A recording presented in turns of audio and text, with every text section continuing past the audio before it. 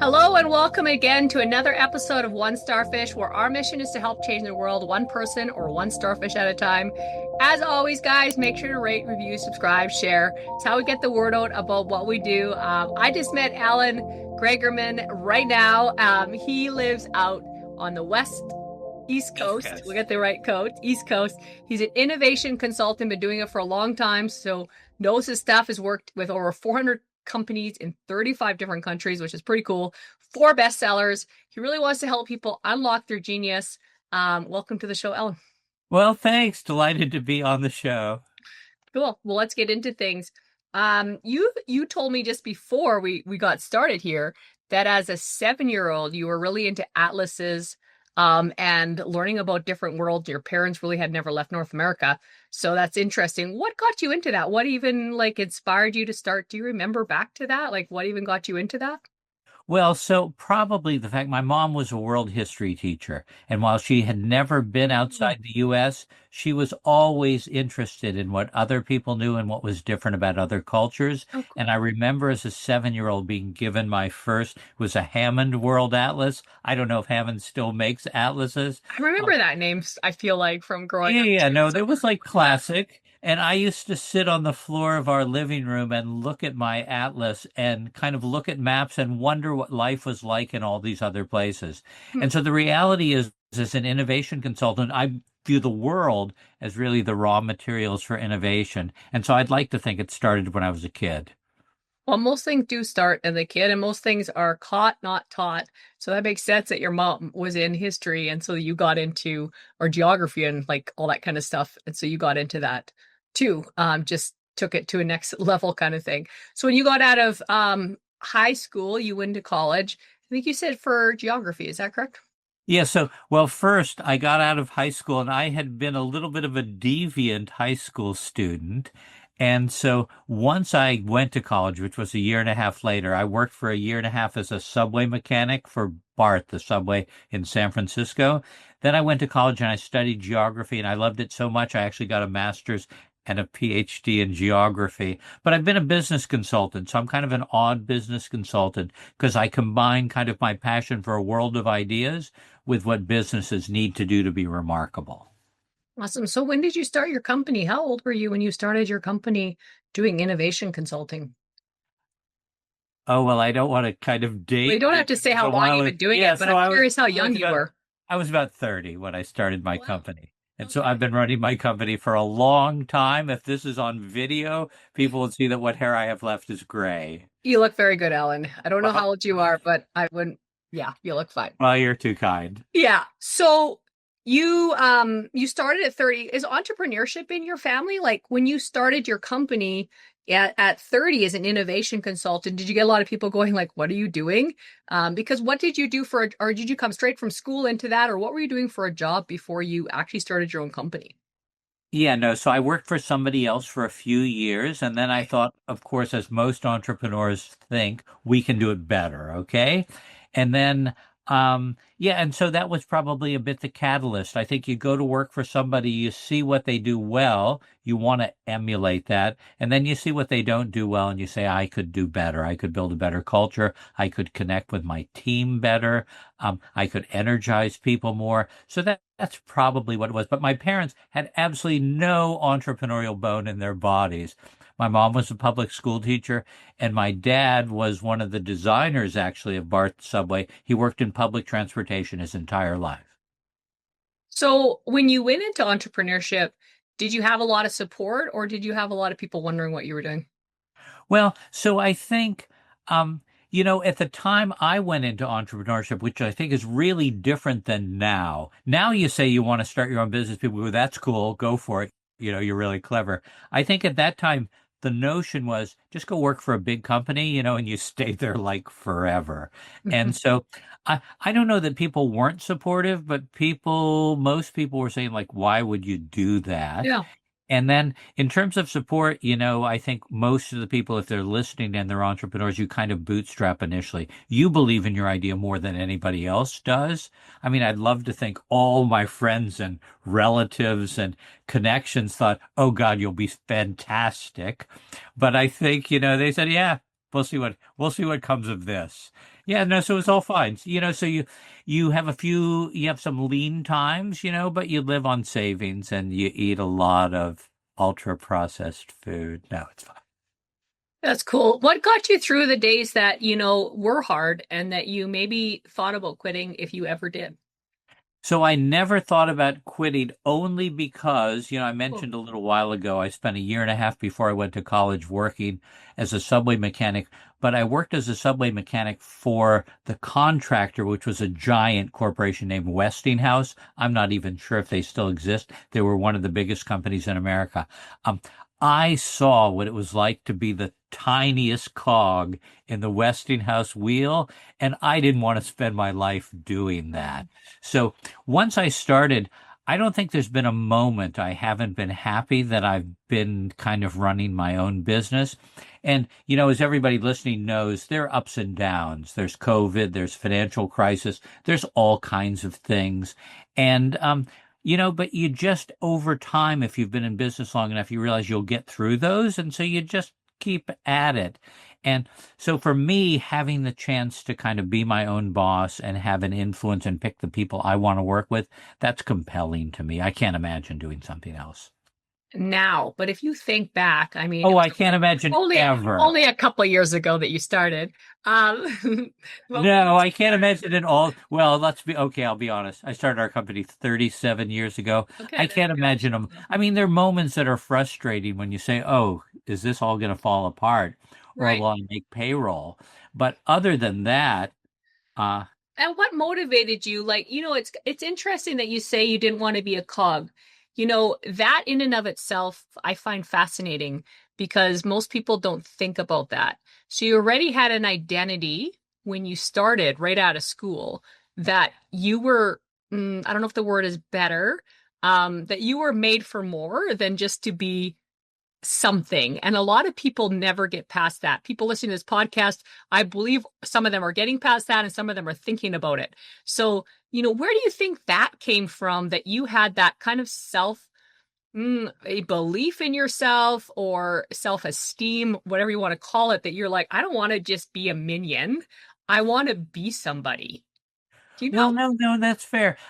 Let me go Oh, back to cool. something you said, though. I think everybody is made for more. I do too. A Not lot everyone of sees it though.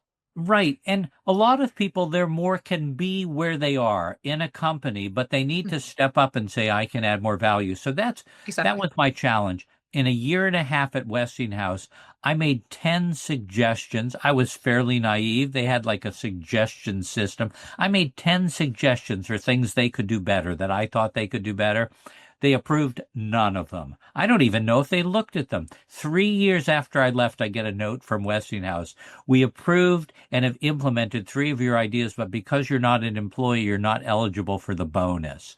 So that just confirmed to me, this was a place in which they weren't actually paying attention to me, or it took forever to make an idea happen. So I feel like everybody can be awesome, but you got to find a place where you can. And for me, it clearly wasn't in a big company. And you saw it right away. That's the part I'm getting at. Where did like some people get out and they would not have seen that right away. First of all, I can tell you were already inventive because you gave 10 suggestions in a year and a half, which most people would give, including myself, probably like zero suggestions in a year and a half because I just would be doing my work. So that's pretty cool. Well, definitely I can see where the innovation came from right away. But where did the self-belief and self-confidence that you're like, you know what, these people aren't listening to me. They aren't innovating like I would like them to. Like you were like right out of school, right? So you're like 19, 20 at Yeah, that well, point. like Like you're 18 or young. 19. Yeah, so Yeah. um I guess part Impressive. of you, so I don't know. I mean, I guess part of it is I have a really short attention span and Okay. I get frustrated easily. And if I think I have an idea, I'd at least like people to listen to it. I think organizations are better today if you have an idea because they want talented people to think about stuff. But that's not all organizations. But I guess for me, it was you keep throwing ideas over the wall and you keep hoping someone will at least respond in a substantive way. And when you're realizing who knows where your idea is going, maybe a file somewhere, maybe a virtual file, then after a while you just say to yourself, nah, it's just not worth it. Why throw another idea over the wall? And going back to childhood, When you had ideas as a kid, because I think kids have ideas, I'm guessing they were accepted and some of them were put into practice.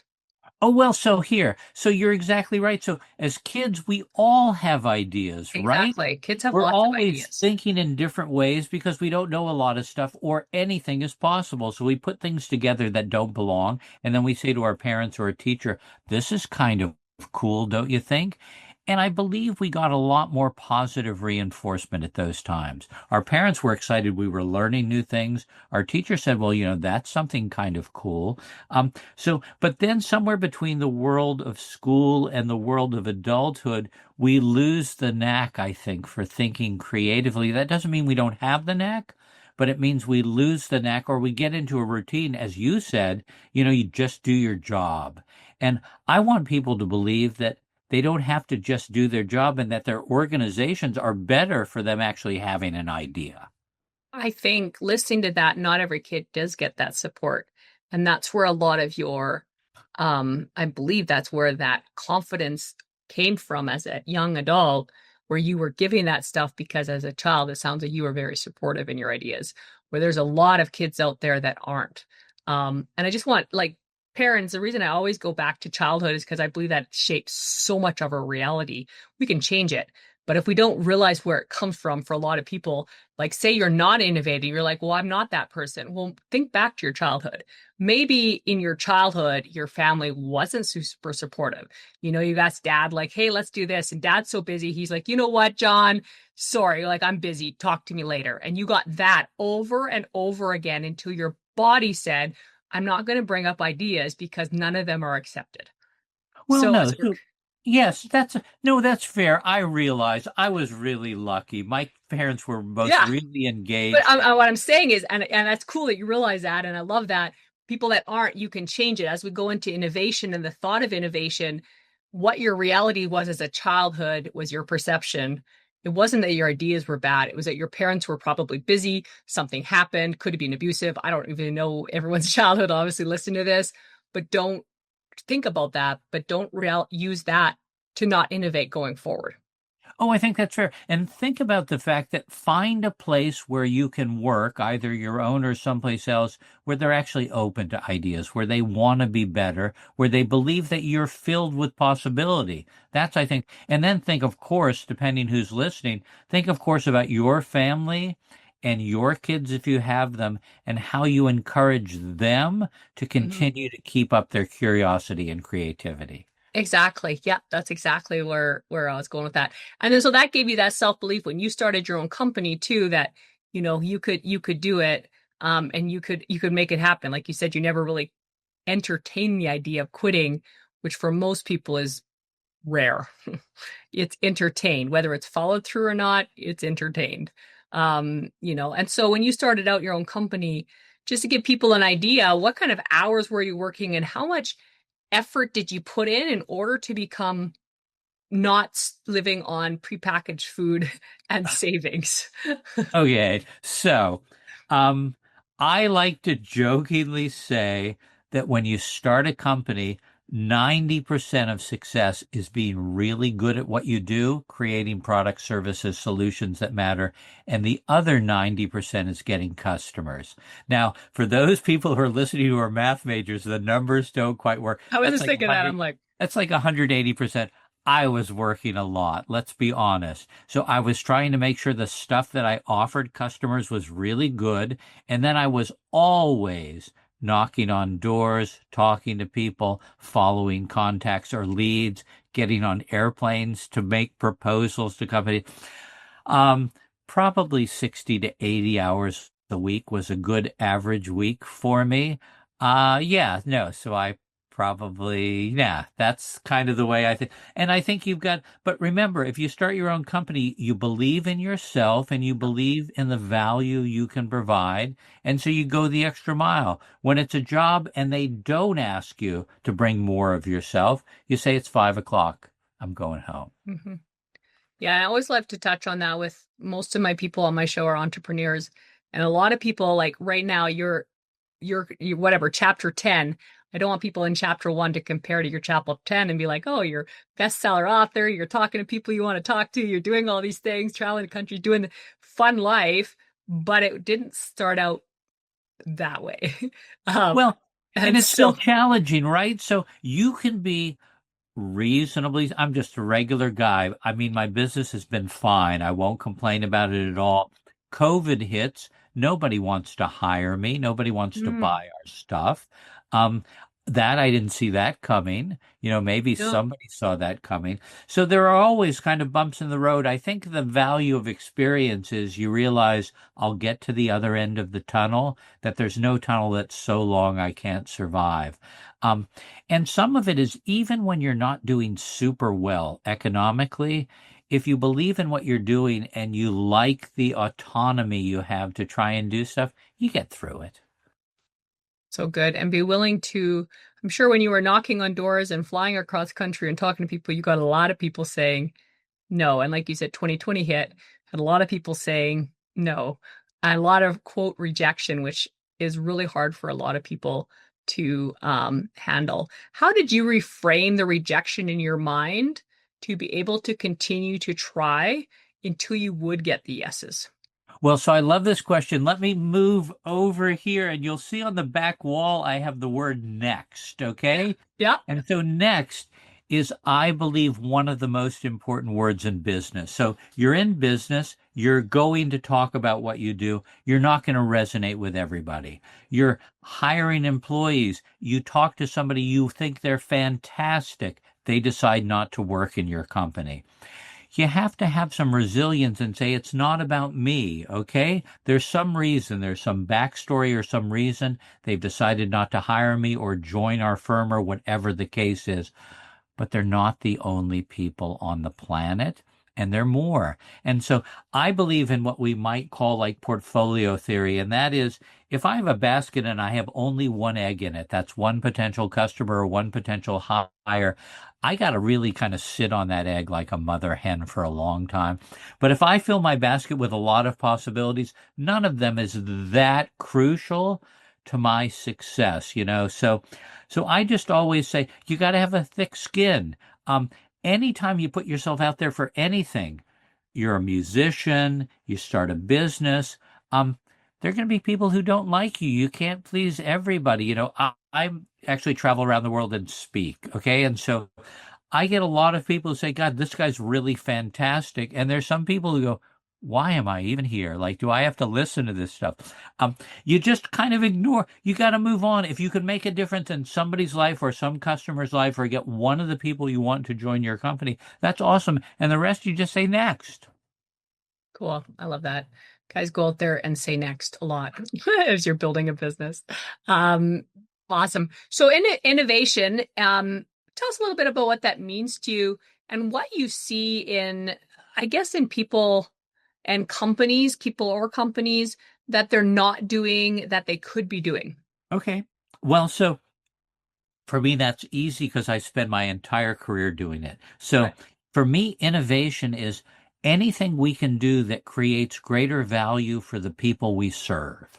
And that can be our customers, that can be our employees, that can be if people listening are involved in a nonprofit organization, that could be making sure your organization matters to the people who ultimately are served. So now we have to figure out how do we do that, okay? So here's an unwritten, well, it's written in my books, but it's generally untalked about notion, and that is 99% of all new ideas are based on someone else's thinking or something someone's found in nature. So if that's the way innovation has worked throughout the scope of human history, why is it that most companies or organizations or entrepreneurs, when they want to innovate, sit in a room with other smart people and blank sheets of paper and say, okay, who has an out-of-the-box idea? The reality is the ideas are out there. We just need to find them and adapt them to our world. So here's a hack that I would do. I do it all the time with our customers, and that is periodically, once a month, take yourself and your team out of your office and wander around looking for brilliant ideas. You can either say, this is our challenge. We need to be better at customer service. We need to be better at using AI, whatever the case, and look at particular places that do that, or just let serendipity be your guide. Wander through your town looking for new ideas or things people are doing that are different, and then say, can I apply that to my business? That gets everybody engaged in innovation and actually sparks the wheels for new thinking. It keeps you current because the future is moving forward all around us all the time. So I think that's like a super easy idea, and that's a very different way to innovate that's way more accessible. Anyone can walk around and find things and go, wow, that's a cool new restaurant. Look what they're doing. It's a fusion. Or, wow, is that a driverless taxi cab? What does that mean? Or they can go to IKEA if they're anywhere near an IKEA, the giant Swedish home furnishings place, and go, these people are all about do it yourself. There's no furniture that isn't in a box that you don't have to assemble. Maybe people like to do that. So there's so many ideas out there. And so I just want people to get out there and be energized by possibilities and then apply those things. And that's very different than what we're told. We're also told, oh, there's only a few really innovative people in our company. I don't swear, but that's a lot of BS, okay? Yeah. Cool. Getting innovated as they go forward. That's really, yeah. And tell us a little bit about your last book that you've wrote. Okay, so my last book, which came out a couple weeks ago, I'm super excited about this book. It's called The Wisdom of Ignorance. It's available online or wherever thoughtful books are sold. It's a book about the simple idea. It's kind of what we were just talking about. Simple idea is if you know a lot about something, you can make it better. If you know nothing about something, you have a chance to create a breakthrough.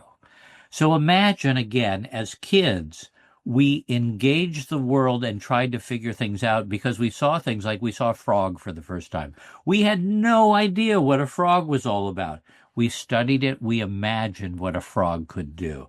Well, so today I want people to see something that matters to them, step back and say, what if I didn't know anything about that? How would I conceive of a world of possibilities? That's how breakthroughs occur.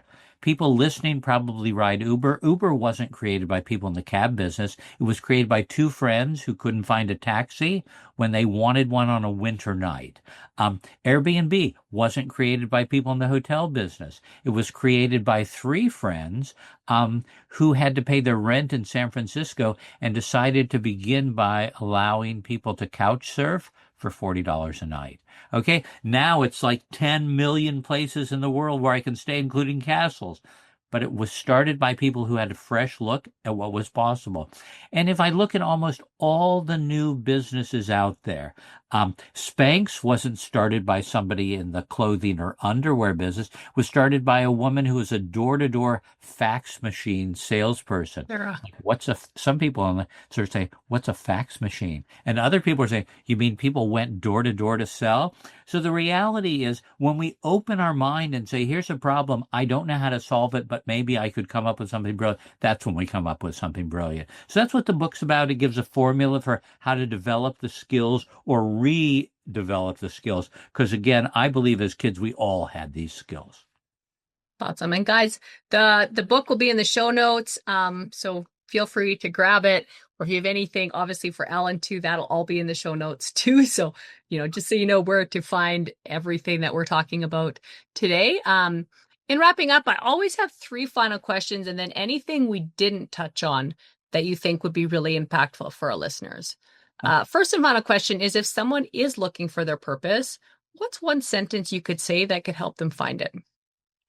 Find a place out there, whether it's a place to work or a volunteer organization in which you really believe in what they do, in which what they do strikes at kind of your heart. Go there and begin working on somebody else's purpose as you think about what motivates you to be remarkable. I love that. That's cool. Number 2, what's a favorite quote and why? Oh, God. So the quote I begin the book with is by a fellow named Jose Andres, who not only is a restaurateur, but he started World Central Kitchen, and he feeds people in disaster areas. And he wrote really that life begins at the edge of the unknown. What motivates me about that quote is we have to put ourselves out there. We have to push ourselves to try things we've never tried before, and then remarkable things happen. That number three question. What's one word or sentence you want on your gravestone? that I was a nice guy, that I was helpful to other humans. Hmm. That's sweet. I love that. All right, you run into someone in the coffee shop and they're listening about this, they're thinking about innovation, all the stuff we did touch on. What's something we didn't touch on, Alan, that you think would be really impactful for our listeners? Well, what I always want to tell people is if there's something that really matters to you, an opportunity you want to create, or a problem that you want to solve, just start. Too often people don't start things because they say, I'm not smart enough, I don't have the expertise, I can't make that happen. I believe starting has its own momentum. We live in a fast changing world in which knowledge is really kind of shifting all the time. So even people who know a lot, they're actually irrelevant a few years from now. So just say to yourself, I might not know now, but I'll figure it out along the way, and then just work hard and figure it out. That's so good. Guys, I'm sure you want to share this. Go get innovated. Go start to change the world. This is, going to be aired here toward the end of 2025. So as we go into 2026, it's a great time for innovation, guys, which is super awesome. Let's go out there. If we can change one life or one starfish at a time together, we can change the world. Thanks for being on, Ellen. Oh, thank you for having me. I appreciate it.